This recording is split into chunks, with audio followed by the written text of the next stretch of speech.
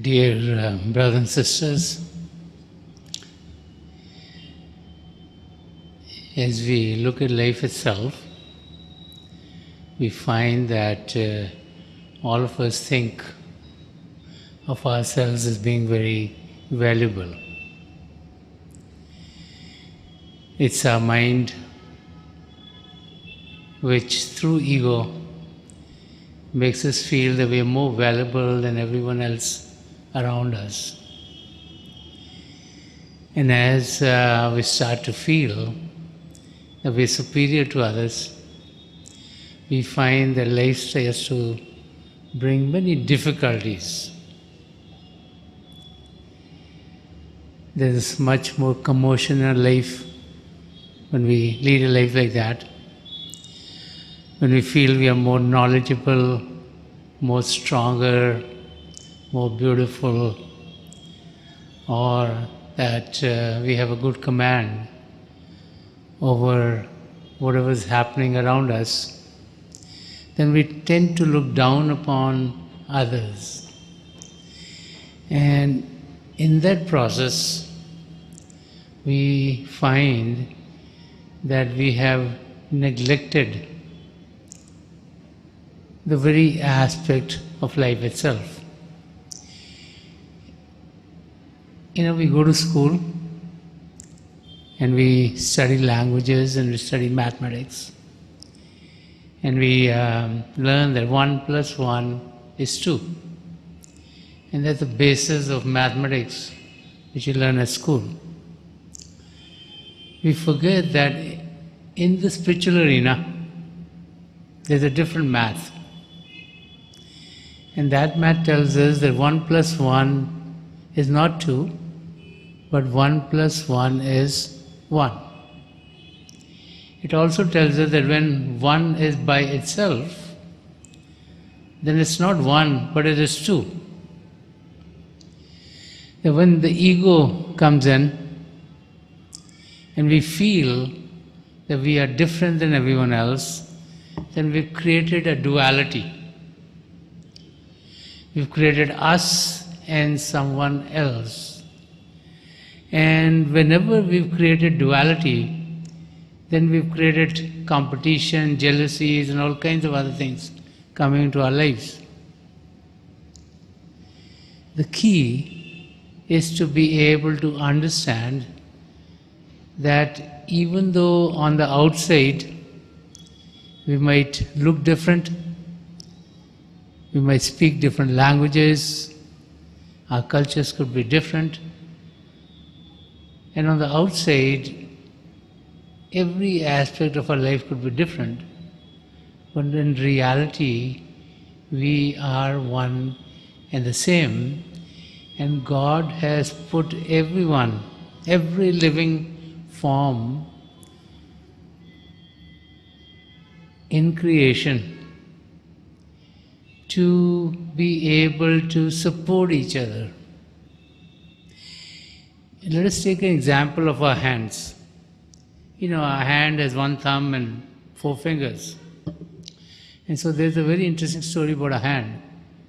So there was this hand, and this was the hand of a small child. And as the hand was growing, all the fingers and the thumb were living very harmoniously with each other. And they would all pick up a ball and play with each other. They would pick up a fork of a knife and eat properly. They would pick up a pen and write with it. And they were all working very nicely together. And then they age.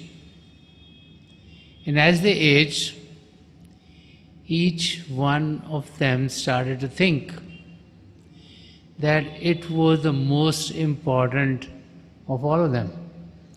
So the thumb said, "Oh, I am the one which supports everything. If I'm not there, you won't be able to hold a glass, you won't be able to catch a pen. So I am the most important part of the hand." And the pointer finger said, "What are you talking about? I'm the one which gives you direction. If I don't point in the right direction, you won't be able to do the right things. And I am the one who leads to be able to hold on to something. And then the middle finger said, I am the strongest out of all of them. I am the one which gives support to whatever we want to hold on to. Because if my support is not there, then we won't be able to do anything. And then the ring finger said, I think you guys are blind. Don't you notice who's the most important finger? Look at all the gold which is going on my finger.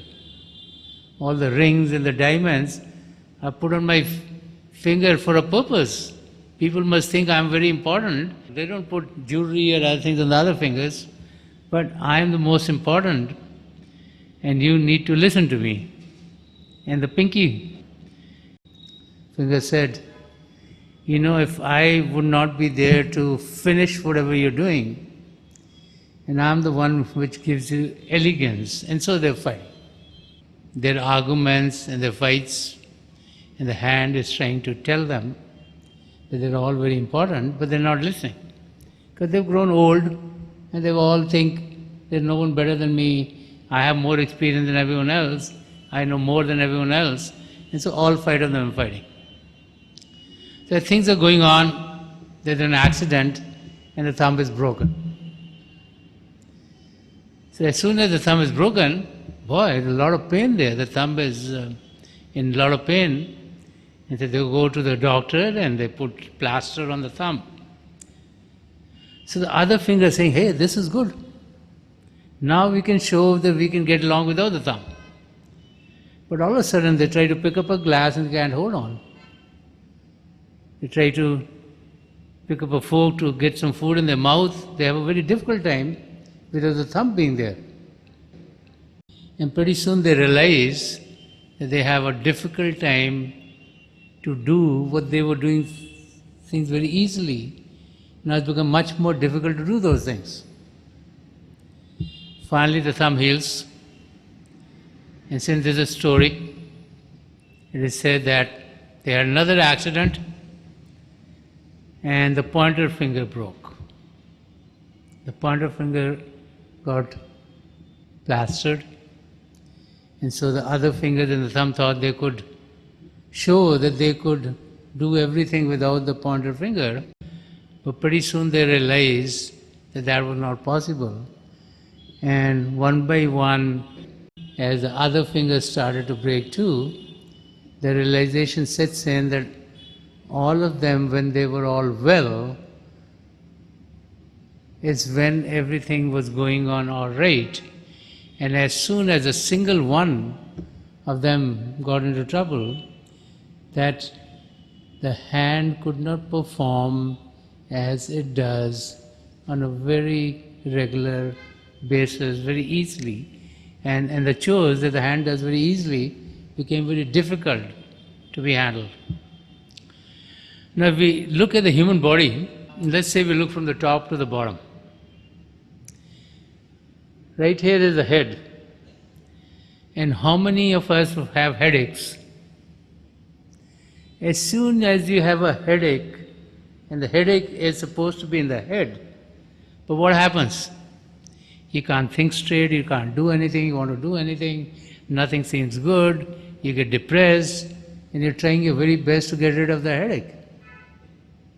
If you go a little down, if let's say something falls in your eye, all of a sudden you're unable to see properly, and you realize the pain and the difficulty of being able to do just regular things in life. And you want whatever's gone, it could be a small hair that has gone into your eye, it becomes so painful and so distracting that till that hair is out of the eye, nothing else can happen. Same thing happens as you go a little down with your nose. If you get a cold and the nose is blowing, that's about the only thing that you tend to do. And as you go down, if you have some ulcers in your mouth, you can't eat anything, you can't speak properly, something happens to your tongue, something else goes wrong. And just like that, if you go down the body, you have some pain in the shoulder, can't sleep well at night, can't move around, can't like pick up something. If you go a little down, if you got some trouble in your stomach, all of a sudden nothing seems good in life.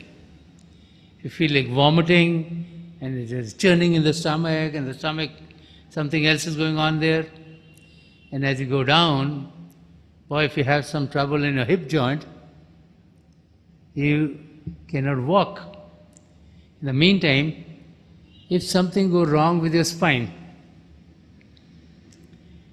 neither can you walk, neither can you lie down, neither can you do anything. All of a sudden, there's all kinds of difficulties that come in.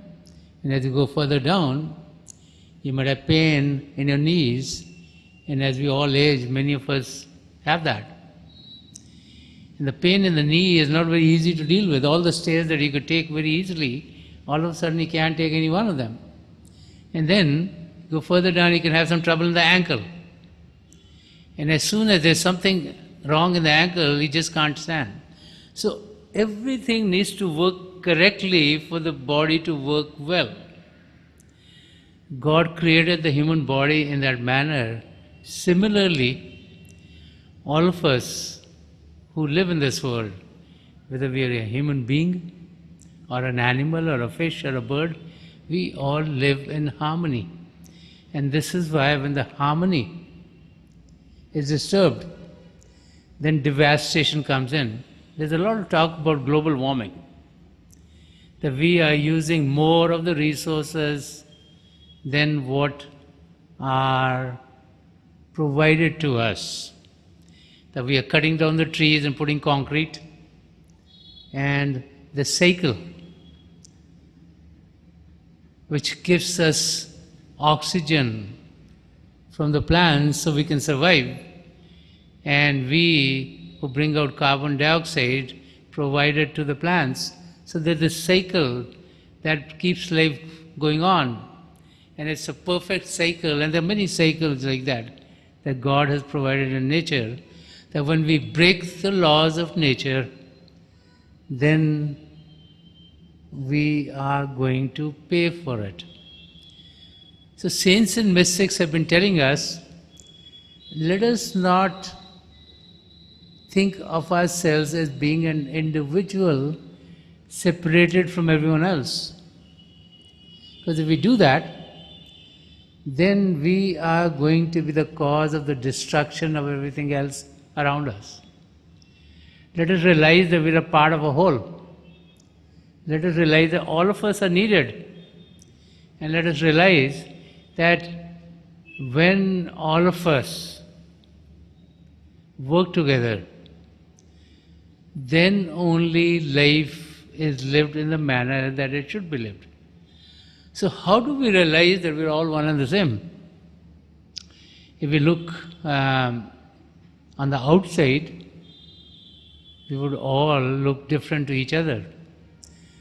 So we need to rise above physical body consciousness. As long as we are focused only on the physical being, then all of us would look different. But we can rise above what we experience through our physical senses. And as we meditate, as we go on the spiritual journey, then we are able to experience what is beyond the physical. We all experience a glimpse of the Creator. We all experience what is called the divine light and sound of God. And as we have that experience, it is then that we realize that just like we can experience the divine light and sound, which are the true primal manifestations of the divine, so can everyone else. And it is then that we start to live under the principle of what Sant Rajinder Singh Ji Maharaj wrote in one of his verses. Sant Rajinder Singh Ji Maharaj wrote, "गले लगा लो हर इंसान को कि अपना है, चलो तो राह गुजारों में बांटते हुए प्यार." So Sant Rajinder Singh Ji Maharaj, through his verse, if we would translate that into English, it would be, embrace every human being as your own and walk through life distributing the love of God. Because when we go inside, what do we really experience? We're experiencing the love of God.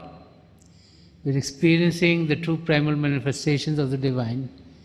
We are experiencing ourselves as we really are, and we are experiencing that we are a part of the Creator. And as we have that experience, we realize just like we are a part of the Creator, so is someone else.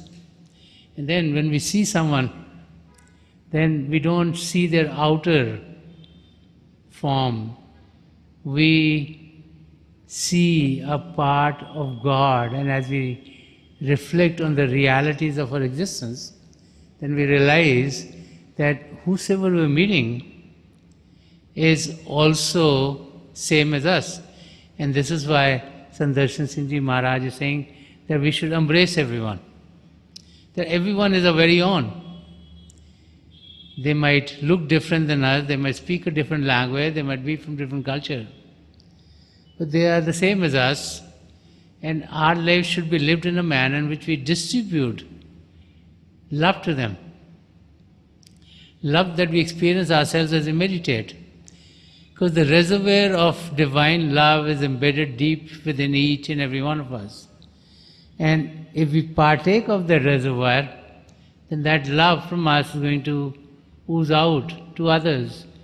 And as others connect with that divine love, then it would impregnate their being and make them also to be in a state where they are experiencing that divine love. And once we do experience love of the Creator, then everything in our life turns to be beautiful. Because it's love that beautifies life. It's love that turns us from someone who's passing through a difficult period to someone who is grateful for being in this world. It's love that enthralls us. It's love that pulls us in the direction of God. And it's that love which will take us to our goal. You know, each and every scripture of the world talks about this and says that those who love are the ones who find God. As we look at our lives, we are here not haphazardly. Each and every one of us has a purpose. God has sent us here to be one with God. God has given us an opportunity to get off the wheel of transmigration, and we need to make good use of that opportunity. So it is for us to be able to experience God in this lifetime. It is for us to use all the faculties that God has provided in this human frame for us to know God. And those who are sincere in their efforts, those who have a passion to know God, are the ones who are going to find God. Finding God is a practice of sitting in silence. We can call it meditation, we can give it other names. It's a process by which we sit in silence, we silence the body and we silence the mind. And in the quietness of the body and the mind, we are able to connect with the divine light and sound of God, which is permeating within each and every one of us. And as we have that connection, we'll find that the coverings on our soul, which have been there for eons and eons, will start to get washed away. So let us meditate for a few minutes. Please sit as comfortably as you can. Close your eyes very gently, just like you close them when you go to sleep. Your eyeballs should be straight. Focus 8 or 10 inches in front of you. And as you close your eyes, those of you who have been initiated in the mysteries of the beyond, please do a symbol. Those of you who are new here, please repeat any name of God that you feel comfortable with.